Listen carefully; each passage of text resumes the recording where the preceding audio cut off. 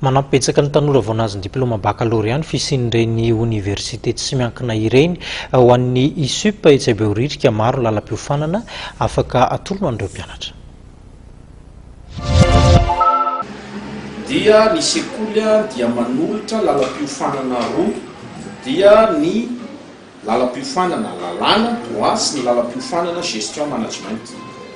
Ao anatin'izay management izay dia misy spécialité maromaro, zany hoe ianao anao commerce international, hianatra momba comptabilité finance na ny marketing. Amin'ny droit moa zany dia ny droit public sy ny droit privé.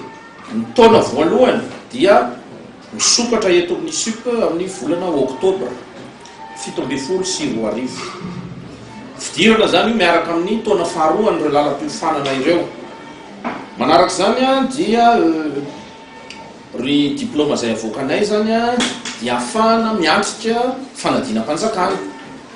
Manaraka zany dia hafa indrindra tahaka ny nataonay hatramin'ny voananomboka ny sekoly ISUP. Tamin'izany fotoana zany dia nanome vahana manokana ny mpianatra izay nitohizana izany tao anatin'ny telo taona fa ny sekoly irery ihany no manome vatsim-pianarana aty amin'ny tsy miankina teto Madagasikara amin'izao fotoana izao. Tsy misy fepetra fa mahazo daholo ny taona voalohany. Fapotsihana ny zanaka malagasy hianatra zany. Nitohy zany ny fisoratana anarana ho an'ny télé-enseignement koa ho an'ireo efa miasa na mianatra dia taona voaloha sy ny taona fahatelo ny gestion azahoana diplôme de licence en gestion. Formation mahazo ny habilitation ny ministère ny fampianarana ambony ahafahana miatrika ny asa vetrany na fanjakana na tsy miankina.